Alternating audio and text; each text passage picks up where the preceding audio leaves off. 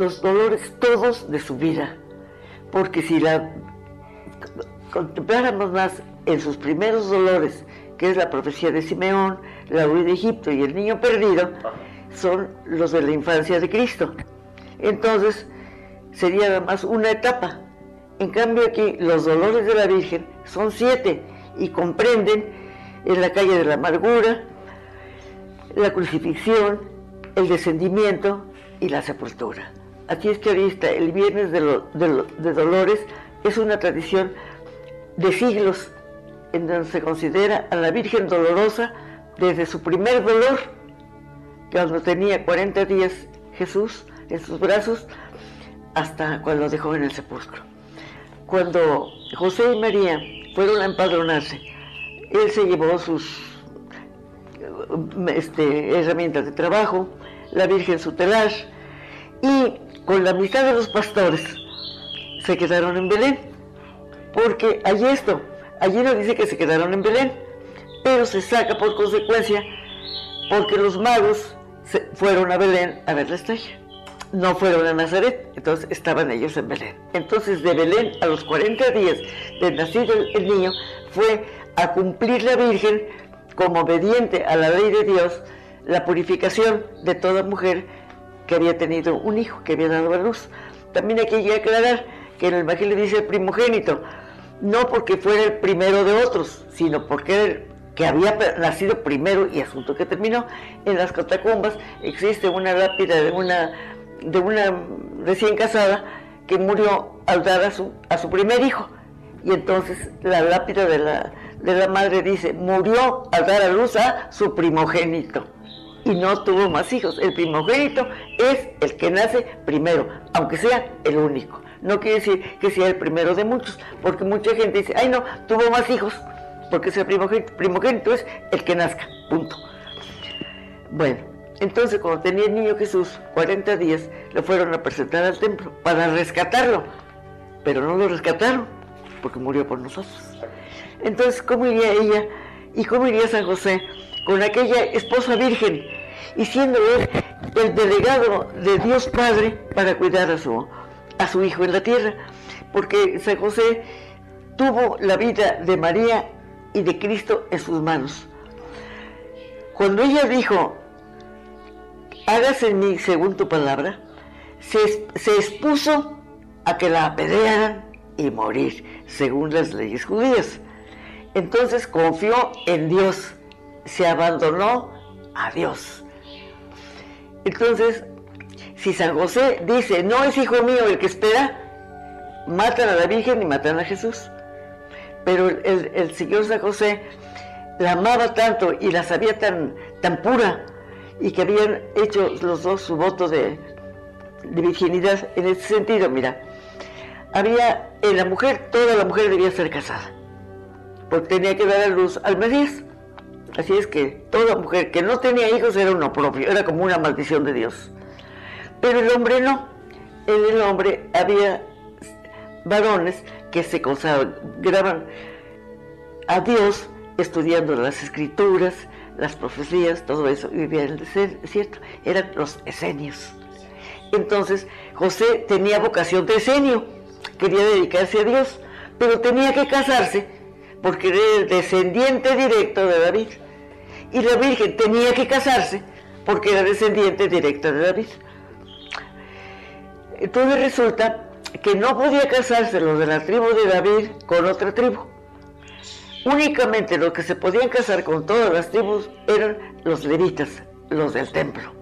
Eso sí, podían escoger mujer en otra tribu. Pero todas las tribus se casaban de la misma tribu. Entonces la Virgen y San José tenían obligación de casarse. Y quiso Dios que sus padres adoptivos, que eran Santa Isabel y Zacarías, decidieran entre estos dos jóvenes.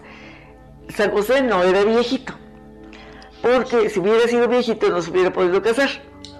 El viejito se casaba con una joven cuando no había otros de su tribu que pudieran casarse. Pero estaba prohibido que el hombre se casara o que la mujer sea mucho mayor. Así es que tenían que ser jóvenes los dos. Entonces, la Virgen tenía 15 años, San José unos 22 o cuando mucho 25 años. Entonces, tenían que casarse, porque los obligaba su ley y su alcurnia de David y su tribu de Judá. Pero como él quería ser esenio y ella quería consagrarse virgen a Dios, tenían aquel pacto. Se entiende porque cuando el arcángel San Gabriel le dice, vas a tener un hijo, dice ella, ¿cómo ha de ser esto? Pues no conozco varón. Si hubieran planeado vivir maritalmente, diría, pues sí me voy a casar con José. Y ella le dice, no conozco varón, soy virgen. Y entonces ya le dice que la virtud del Altísimo la cubrirá con su sombra. Bueno, entonces, si San José la denuncia, matan a María y matan a Jesús. Pero San José era un escogido y la creía tan pura, tenía tanta confianza en ella, que no quiso mancillarla, creyendo que ella había tenido relaciones. Quizás cuando había ido a ver a su prima una violación, él respetó y quiso quedar muy mal. Y sin decir, deja a la mujer embarazada y se larga. Pero prefirió la crítica de sus conterráneos que pensar mal de María. Entonces, eso tuvo un premio. Y el día que le habló, le dijo, José, no temas tomar a María por esposa, pues lo que se ha encontrado en ella es por obra del Espíritu Santo. Y eso ya le dijo, tendrá por nombre Jesús, y bueno, todo lo que ya sabemos. Cuando ella llega con San José, ¿cómo iría San José? Con su esposa virgen, y que el Hijo de Dios era su hijo adoptivo, que pasaba por hijo de él, el Hijo de Dios. Y entonces sale al encuentro de ellos el profeta Simeón, un anciano que le había dicho Dios que no moriría sin ver al Mesías, al Salvador de Israel. Entonces sale al encuentro y toma al niño y les dice aquella profecía, ya puedes mandar recoger en paz a tus siervos, pues mis ojos han visto la salvación de Israel. Entonces le dice a María, y cuando le habla de las profecías de él, lo que será, le dice, y una espada de dolor atravesará su alma. Entonces la Virgen era una virgencita educada en el templo, no chiquitita como se ve que la llevaron sus padres a los 3 años. Voy a decirles por qué.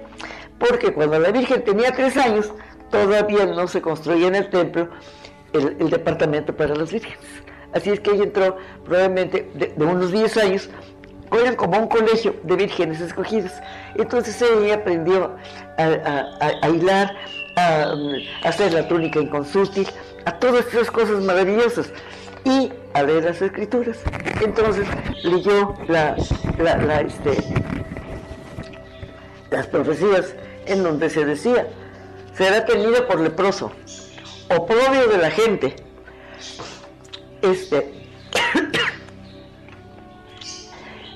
será crucificado, será puesto en alto en una cruz, y de David, han taladrado mis manos y mis pies y se pueden contar todos mis huesos. Entonces cuando ella, que sabía todo eso, oyó la profecía de Simeón y que una espada atravesaría su corazón, se le abrió la mente y abarcó todas las profecías para que el hijo que tenía en las manos. Fue algo terrible, porque se vinieron a su mente todas las profecías terribles que había leído ella en los libros santos. Bueno, entonces se van de ahí, vuelven a Belén y vienen los reyes. Probablemente el niño tenía más de 1 año, o meses, pero no estaba chiquitito, porque les cuento también la historia del estrellero, está muy largo. Mira, muchísimos años, no me acuerdo ahorita bien, parece que viene en el libro de los reyes, un rey enemigo de los israelitas mandó traer a un profeta para que maldijera al ejército israelita porque iba a pelear contra él. Y entonces venía él, y está en la Biblia, y es simpático él, porque la cosa es que venía él por su camino montado en su burra. De aquí estaba la montaña y de aquí es el precipicio. Y en eso se atrancó la mula. La burra era una mula. Se atrancó la burra y no levantaba. Y él le chicotazo y chicotazo y chicotazo. Y viene en la Biblia, se volteó la burra y le dijo, no me pegues. Y entonces él se quedó, la única vez que hablaba un animal. Entonces vio delante de él el ángel. Por eso no pasaba la burra, porque el ángel estaba impidiendo el paso. Entonces ya veo el ángel y dice, no maldigas al ejército israelita. Y sino bendícelo porque esto está. Y entonces le hizo conocer que una estrella brillaría cuando naciera el rey de los judíos, el Dios de los judíos. Entonces llega y el rey que lo había mandado traer lo lleva a una eminencia para que maldiga al ejército que estaba en son de batalla, puestos en línea de batalla. Y entonces en lugar de maldecirlos, los bendice y alaba a Dios. Y entonces dice la gran profecía que una estrella aparecerá en los cielos cuando nazca el Dios de los judíos, Dios y Rey. Entonces él se fue para tierras lejanas y allá corrió aquella profecía, por lo que lo supieron los Reyes Magos, ¿verdad? Entonces cuando los Reyes Magos vieron la estrella, se acordaron de aquella profecía, ahí van a buscar al rey de Judá. Entonces por eso llegaron preguntando dónde ha nacido el Dios y el rey nacido, ¿verdad? Entonces estaban en Belén, porque a Belén fueron, no que la estrella los fuera guiando así, sino que iba caminando, y caminaban de noche nomás, porque el día no se ven las estrellas. Es que ¿cuánto tiempo harían? No fue un poquitito su caravana. Entonces, ¿cuál sería su gozo de Jerusalén ver que caminaba la estrella? Entonces ellos fueron caminando, y donde se paró la estrella, estaban en la casita de San José y la Virgen. Bueno, entonces, pues, qué felicidad. Pero el ángel les dijo que no volvieron a ver a Herodes, que volvieran a su patria por otro camino. Y a San José, que estaban tan contentos con sus nuevos vecinos, con los pastores, ¿cómo los querrían los pastores? Seguro que les llevaban lana para que le tejiera al niño, requesón, leche, un corderito. Bueno, ¿cómo estarían de felices con toda aquella gente que sabía que el niño aquel era Dios? Y sin embargo, toma al niño y a su madre y voy a Egipto, porque Herodes busca al niño para matarlo. ¡Qué angustia! Y entonces, ¿qué pensarían? Que estaban medio sanfarinfos, agarraba a su mujer y a su niño y se iba en la noche. Y ahí van. Dicen que iban ellos en el Egipto, solos, con su burrito. No podía una familia sola atravesar el desierto. Tenía que ir en caravana. Entonces la caravana la patrocinaban gente rica. Y los agregados iban al último. Entonces ahí van en la caravana de la gente rica. Y aquí está lo duro de haber dejado su patria, de haberse ido a tierra extraña, de atravesar todo el desierto, con aquel sol, con aquel todo, y llegaban a los oasis de palmeras con manantiales. Y primero iban los señorones que patrocinaban la caravana, tomaban agua, se refrescaban, luego iban toda su servidumbre, que eran muchos los que iban, porque eran caravanas grandes que salían diario, y las bestias que llevaban. Primero tomaban agua los camellos, los elefantes, lo que llevaban primero. Ya cuando terminaban, entonces muertos de sed y de calor, los agregados. Y entonces iban como agregados San José, la Virgen y el niño, a tomar agua donde ya habían tomado todos y hasta los animales. Probablemente la Santísima Virgen bañaba a Jesús allí. Bueno, entonces, a seguirle hasta que llegaron a Egipto. Entonces en Egipto vivieron lo que viven aquí los pobres paisanos que se van de refugiados a una tierra extraña, aunque había colonia de judíos, pero era una tierra extraña. A conseguir trabajo San José, a trabajar también la Virgen para ayudarlo, a vivir en una tierra extraña, aunque fuera, aunque hubiera colonia de judíos, era una tierra extraña. Y cuando ya estaban muy estableciditos, otra vez la voz del ángel. Toma al niño y a su madre y vuelve a Galilea, a Palestina, a tierra, porque han muerto los que buscaban al niño para matarle. ¿Qué críticas harían? Se fue el otro. Pero entonces ya no vinieron por el desierto, vinieron por mar. El regreso ya con el niño, tendría 4 años, 5, vinieron por mar. Ya tenían dinerito San José, ya había otro conducto y no buscaban nadie al niño para matarlo. Entonces ya llegaron y entonces vuelven a Nazaret. Entonces ya es cuando dice, para ser llamado Nazareno. Entonces esos cambios de la huida de Egipto, y ella con ese temor terrible de que le mataran al niño, qué terrible para tu mamá, para mi mamá, para cualquier mamá del mundo, tener que huir porque buscaban al niño para matarle. ¿Y qué hijo era? Su hijo y su Dios. Bueno, entonces, con ese dolor de la huida a Egipto, volvió, pero qué dolor vivido. No fue una vida tranquila de un lugar que le dio sacóse su casita, y no, sino para arriba y para abajo y para acá y para allá. Bueno, entonces que no se queje la gente que, ay, ¿por qué Dios me hace sufrir? ¿Cómo sufrió la Sagrada Familia? ¿Cómo criticarían a José por las tonterías que hacía? Levantábase de noche y se iba, se levantaba y se iba. Un hombre inconstante, ¿no? Hay que ver las cosas como se vivieron entonces, no ahorita que se cuentan muy bonito, ¿verdad? Bueno, entonces hay que ver esto. A los 12 años del niño, entonces hay una cosa que quizá muy poca gente la sabe. A los 12 años, dice el Evangelio que fueron con él, porque a los 12 años ya era obligación para los niños ir a Jerusalén, porque el niño a los 12 años se convertía en el hijo de la ley, como si fuera ya un ciudadano, una cosa así. Y entonces hay una cosa muy, muy simpática.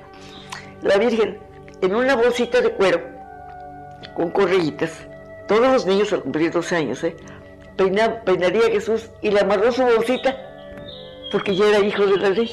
Y entonces ya Jesús, cuando subió a Jerusalén, iba con su bolsita amarrada en su frente, porque él ya era el hijo de la ley.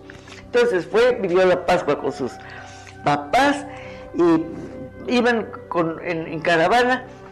Podían ir los hombres por un lado, las mujeres por otro, los niños iban con su papá o con su mamá o con sus amigos o con lo que sea. Ahí van haciendo la primera jornada, muy seguros.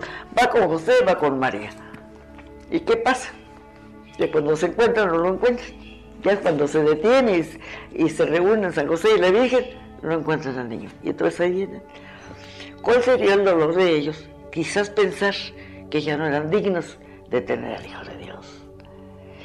¿Cómo estarían de afligidos en su responsabilidad terrible de que era Dios, el Hijo de la Ley, el que había llegado a su mayoría de edad como ciudadano israelita, y que se les pierde?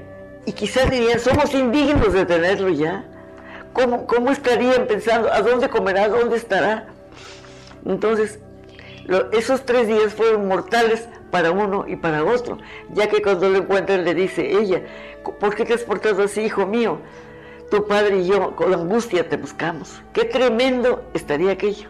Pero no, con los amigos, con los parientes, con todo el mundo preguntarían por él. Y por fin, quizás para refugiarse con Dios en su amargura, se dirigieron al templo. Entonces aquí es la gran enseñanza. Él era el Mesías. Y entonces dice un libro muy bonito que dice que como el sol de medianoche, que había salido la aurora boreal, apareció Jesús a los 12 años, con todos los doctores de la ley. Había salido el sol a medianoche. Era un niño de 12 años y probablemente estaba Gamaliel y quizá José de Matea, Nicodemo, probablemente, porque ellos eran unos hombres maduros cuando Jesús murió. Entonces, ¿cómo se quedarían maravillados de aquel niño de 12 años que por primera vez como Mesías hablaba de su padre, hablaba en la casa de su padre? Hay 2 versiones. dicen que cuando llega María y José, ¿qué sentirían de oír la voz de su hijo? Que estaba con todos los doctores. Y al verlos, pues diría, ¿verdad? Se despediría, han llegado mis padres, me voy. ¿Y cómo se quedarían aquellos? Este niño, ¿quién es? Y entonces, ¿cómo correría él? Pues tenía 12 años, era niño. ¿Cómo correría hecho la mocha a encontrarse con su? Porque él también los extrañaba. Él quería mucho a la Virgen y quería mucho a San José. Era su Dios y era su hijo. Entonces, él se echaría en sus brazos y se besarían los tres. Y entonces ella, hijo mío, ¿por qué has hecho esto con nosotros? Si tu padre y yo te buscamos llenos de angustia. Y entonces les dice él, ¿por qué me buscaban? ¿Con qué amor les diría? ¿Por qué me buscaban? Que no sabían que tenía que ocuparme. Hay dos versiones, en las cosas de mi padre, y otra versión, en la casa de mi padre, en el templo. Dicen que es quizá más correcta, en la casa de mi padre. Fue a dar a conocer a su padre en el templo. Era la casa en donde se debía de adorar a Dios. Bueno, entonces aquí tienen esto, las cosas que tiene. Entonces, cuando un hijo es llamado por Dios, los padres deben de dejarlo que se ocupe en las cosas de su padre. Les cuesta dolor a los padres, les cuesta dolor al hijo separarse, pero deben de ofrecer ese dolor porque el padre lo llame, porque es hijo de la ley y tiene que ocuparse de las cosas en la casa de su padre. Y luego, otra cosa para todos nosotros. ¿Dónde lo encontró? En el templo. Entonces, para todos nosotros, cuando perdemos a Jesús, es un camino de lágrimas para poderlo encontrar en el templo. Nos enseña la Virgen, ella no fue culpable, pero sus lágrimas nos señalan el camino, nos enseñan a nosotros pecadores a llorar nuestros pecados para encontrar a Jesús en el templo. San José le enseñó carpintería. Artesano quiere decir que también, si se ofrecía hacer arados, hacían arados. Entonces nuestro Señor dice un libro que pone de consideración que era tan humilde Jesús que fue carpintero, que fue artesano. Y entonces dice otro libro, más atinadamente, no fue por humildad de Jesús que fue artesano, fue porque el artesano es grandioso, porque es el que hace posible la vida de todo el pueblo. Entonces fue artesano porque el carpintero, el herrero, todo el que trabaja para los demás es el indispensable para la vida. Fue artesano porque era algo muy sagrado y muy grande el trabajo del hombre para la vida de todos. Sí, y entonces él quedó al frente del taller de San José y mantuvo a la Santísima Virgen. Y cuando la dejó, probablemente la dejó con algo para subsistir, ¿verdad? Y probablemente es una creencia, no es una más que creen que el Monte de los Olivos era de la Santísima Virgen. Creen algunos autores, y que por eso Jesús entraba y salía con tanta confianza. Entonces probablemente ella tenía propiedad en el Monte de los Olivos.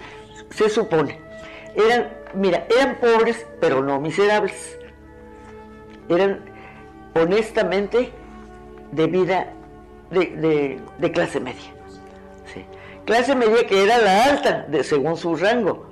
Pero ahora, aunque sea un paréntesis, ¿por qué vivía José en Nazaret, que era una ciudad pequeña? Porque si Herodes se entera de que era el descendiente directo de David y el heredero del trono, lo mata. Él no se daba a conocer quién era. Él estaba en un pueblecito humilde porque con el rango que él tenía y su herencia del rey, porque los dos pertenecían a la familia de David, ¿verdad? Herodes hubiera mandado matar.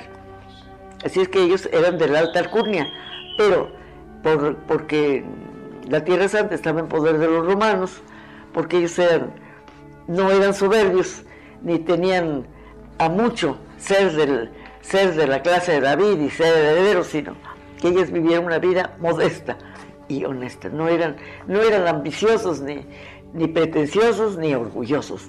Eran muy humildes. La cosa es que dice que el enemigo más terrible de Satanás es la Virgen, por su humildad. Porque cuando le dice, vas a ser la madre del Mesías, no dice, ay, pues qué honor. No se sintió. ¿Qué dijo? He aquí la esclava, no tiene voluntad, no es dueña. Dios es su dueño. Si quiere matarla, la mata, porque ella no tiene ni voluntad ni nada. He aquí la esclava del Señor, hágase en mi segunda palabra. Y fue una humildad maravillosa, que es lo más terrible contra Satanás.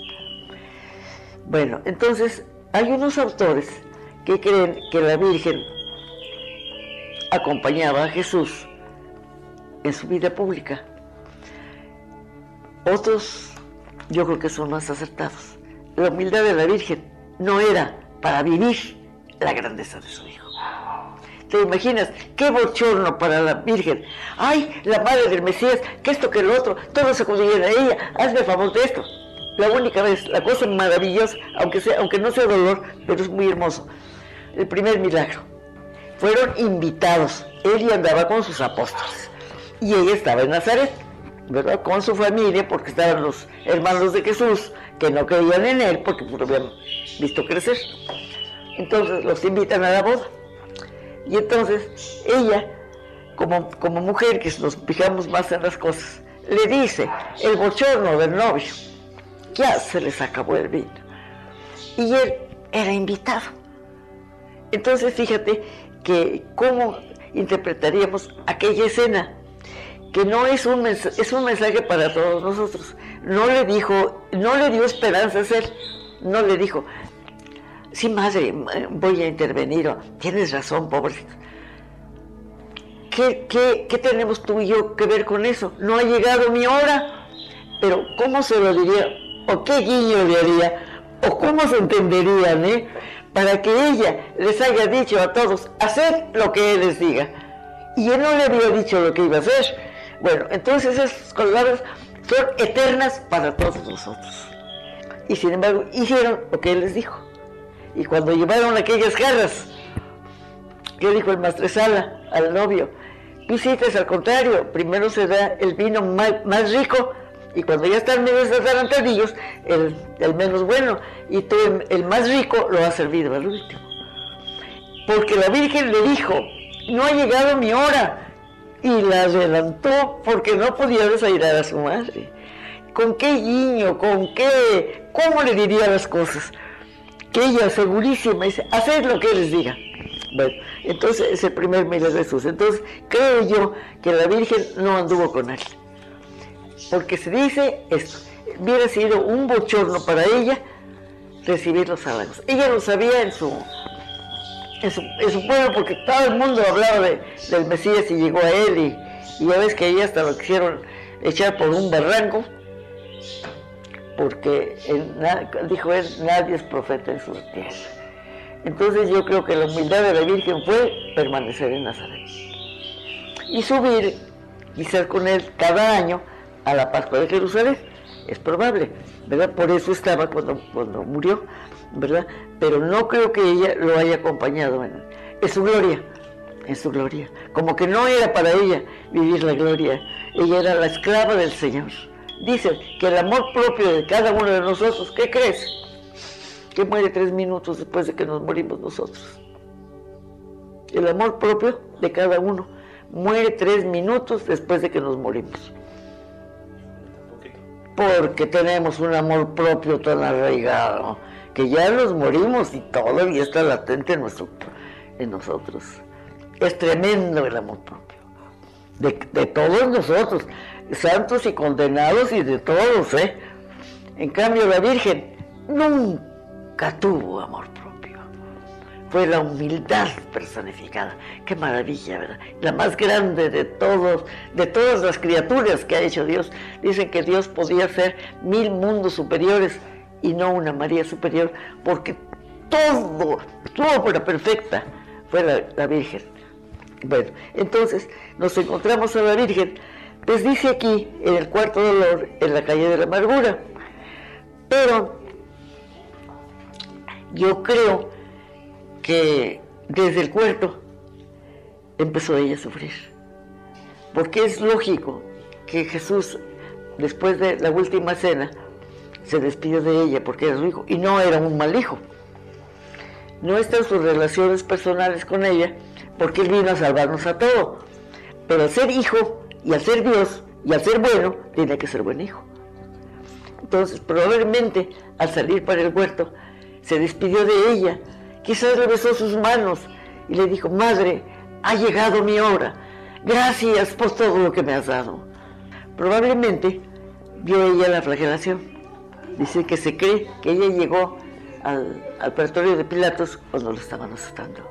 Cuando Pilatos dijo: he aquí al hombre, y estaba con una clámide vieja, coronado de espinas, con una caña de burla, ¿qué sentiría ella? Y que los otros: crucifícalo, crucifícalo. Y crucificar a vuestro rey, no tenemos más rey que a César.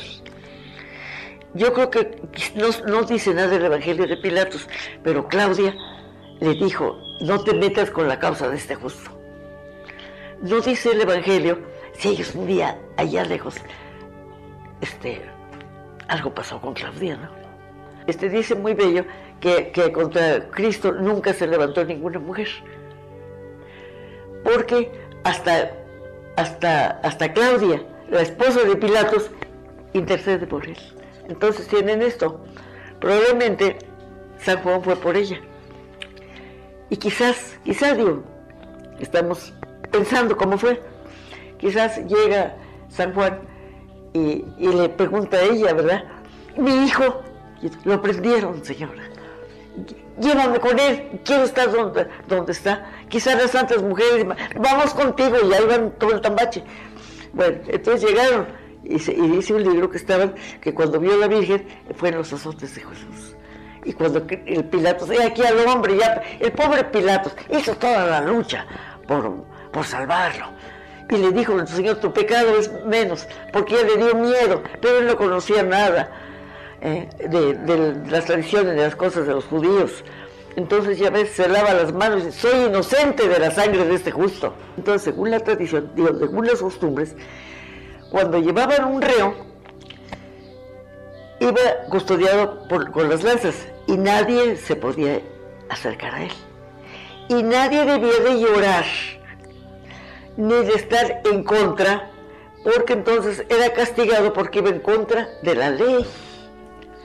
Aquí tiene una relación más profunda cuando Cristo consuela a las mujeres que iban llorando detrás de él.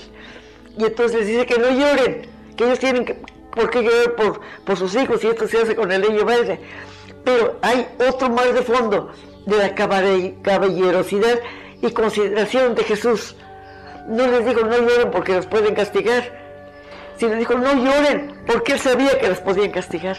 ¿Hasta dónde llegó la consideración de Cristo? Y casi eso no lo saben, ¿verdad? Bueno, entonces no podía la Virgen acercarse a Jesús. Entonces quizás desde que vio que lo llevaban con la cruz a cuestas, también otro, no era la cruz entera, no podía un hombre caer con la cruz entera, ni podían crucificarlo así como piensa que se crucificaron. El patíbulo, el palo mayor, estaba clavado en el Calvario. El reo cargaba el travesaño. Lo podía cargar en un hombro, lo podía cargar así. Por eso también tiene que ver cuando Cristo dice: mi yugo es suave y mi carga ligera. Porque podía llevar como un yugo el palo de la cruz. Tanto así como así. Bueno, entonces, probablemente, digo, como estaba la Virgen con San Juan y con las santas mujeres, Magdalena y todo, quizás cortó por calles para en un encuentro poder estar con él, poder verlo, qué misterio tan grande sería aquel encuentro, ¿verdad? Bueno, entonces, dice muy bonito un libro, dice que se acercó ella. Cuando pasó Jesús se acercó en donde él iba, ¿verdad? Y entonces los soldados no podían dejarla pasar y pusieron una barrera de sus lanzas. Entonces dice, hasta lo copié. Dice, María se acercó, las lanzas, todos la rechazaron, pero en un relámpago de sus ojos fulguró la sangre de 20 reyes, el poder de David, y bajaron la lanza y la dejaron pasar. Entonces digo yo, ¿qué encuentro sería? Dicen que los personajes que vivieron aquello, en la tradición, han dicho que cuando la vio Jesús, le dio este saludo, que era el máximo saludo. ¡Salve, Madre! El mismo que le dio el ángel. Salve era lo más grande de un saludo. La salve. Ave y salve. ¿Verdad que ave es el diminutivo de salve? Pero que el saludo de Cristo, ¿cómo iría él? Lleno de sangre. Cuando no fue una bofetada la que le dieron en el pretorio con los sacerdotes, le pegaron con la lanza, que un ojo casi lo llevaba hundido, estaba desgarrado todo él, ¿verdad? Entonces, él, ¿cómo recibiría aquella madre? Salve, Madre. Entonces, pienso yo, ¿cómo estaría la Virgen? ¿Cómo besaría sus manos? Quizás se llenó de sangre sus labios, y quizás le dijo, no vas solo, hijo mío, tu madre va contigo. Algo tuvo que decir, algo de compañía. ¿Por qué quiso llegar a él? No vas solo, hijo mío, tu madre va contigo. Digo, se colige, ¿verdad? Bueno, entonces, yo creo que fue el más terrible dolor de la Virgen de encontrarse a su hijo todo desgarrado. Entonces, siguió la caravana, ¿verdad? Fue un momento, quizás quedó ella parada, bamboleándose, con un dolor que ya no podía, el dolor más tremendo, ¿verdad?, de su vida. Quizás hubiera caído de dolor, pero entonces porque como era ya entraron por atrás San Juan y Magdalena y la sostuvieron, y siguió tras de su hijo. Iba con él, no podía dejarlo solo, ¿verdad? He leído que no quisieron que ella lo viera crucificar, sino que en una cavidad natural de la falda del monte la llevaron para que no viera. Entonces unas consideradoras dicen que cuando desnudaron a Jesús, ella se quitó su toca y fue al cendal. No, aquí esto es lo cierto, había unas mujeres que eran como la Cruz Roja, que siempre que iba a ver ajusticiados, iban llenas de misericordia. Llevaban los sendales para que cubrieran para que se cubrieran. Llevaban vino con mirra para atarantarlos. Fíjate nomás, les daban a tomar antes de que estuvieran medio atarantadillos, para mitigar sus dolores. Así está, fíjate. Entonces a la Virgen lo tuvieron en un hueco que había, pero qué terrible. Entonces estaban los 3 palos ya clavados. Entonces desnudaban las mujeres les daban su sendal, les daban vino mirrado, pero Cristo lo probó, pero no lo tomó, porque quiso vivir su crucifixión sin ningún lenitivo. Bueno, entonces, ¿qué sentiría la Virgen de oír los 12 martillazos? 4 para cada quien, porque el pie no estuvo así, fue así, no podía clavarse así, fue cada uno. La mano no fue taladrada en la palma, sino aquí, porque era un hombre de 1,80 de estatura, un hombre perfecto, ¿verdad? Un líder que dominaba toda la gente, el más hermoso de los hijos de los hombres, ¿verdad? Bueno, entonces, desde la última cena, el derramamiento de sangre, dicen ahí que probablemente había perdido 10 kilos, porque desde la última cena no probó comida. El sudor de sangre, no crees que fue un milagro. Tú puedes sudar sangre si la angustia llega a tal forma que puede causarte la muerte. médicamente se ha estudiado. Entonces por eso dijo nuestro Señor, mi alma está triste hasta la muerte. No que iba a estar triste hasta morirse, sino que la angustia podía causarle la muerte. Tan terrible sintió. Y entonces, ¿por qué lo sentía? Porque era hombre. Porque como Dios no podía sentir, y sentía como hombre. ¿Y quién lo había hecho hombre? La Virgen en sus entrañas. Entonces, qué unión tan tremenda de la Virgen con la pasión de Cristo. Bueno, entonces por eso dijo él, mi alma está triste hasta la muerte. Entonces eran grumos de sangre que caían, grumos, sangre pesada que la angustia le hacía sudar. Clavaban las manos, entonces un hombre que ya había debilitado, pesara 70 kilos, esto no lo sostenía, se rasgaba y se caía, ni modo. Fue aquí, fíjate nomás qué tremendo. Entonces se encogieron todo esto, lo que sintió Jesús, más que aquí que está más delgadito, hombre, aquí terrible, se abrió paso entre sus huesos, porque dice que no le rompería ningún hueso al Mesías. Entonces se abrió el clavo entre sus huesos y fue fijado a sus madres de aquí. Pero entonces lo levantaban y con escalera que ponían y como se daban, pues ya estaba teniendo mucha práctica, porque la crucifixión era la pena más terrible para los esclavos, para los traidores, para los peores asesinos y los peores hombres. Pues dice que se fue contado entre los malhechores más tremendos. Bueno, entonces ya clavados de las manos, subían el palo y lo ponían en la cruz, fuera que tuviera un sacado o fuera que lo saltar. Entonces quedaba allí, y entonces ya colgado la cruz había un soporte y clavaban sus pies así, porque tampoco los podían clavar así. Entonces fueron 4 clavos, tremendo, ¿verdad? Y oyendo a la Virgen todo aquello. Bueno, entonces ya cuando oyeron que estaban clavados los 3, entonces ya, ¿cómo subiría la Virgen? Con los ojos puestos en Jesús. Y entonces dice el Evangelio una palabra que lo dice todo: estaba mater, estaba de pie la madre, no desmayada, no hecha un mar de lágrimas, no, llorando como un mar de lágrimas, de pie. ¿Por qué? Porque la sangre que estaba derramando su hijo se la había dado ella, porque la carne que estaba crucificada se la había dado ella. Entonces ella estaba crucificada con él y sabía que esa sangre era para redimir a todos los hombres y que esa carne era para salvar a todos. Y entonces ella se unió y es la corredentora.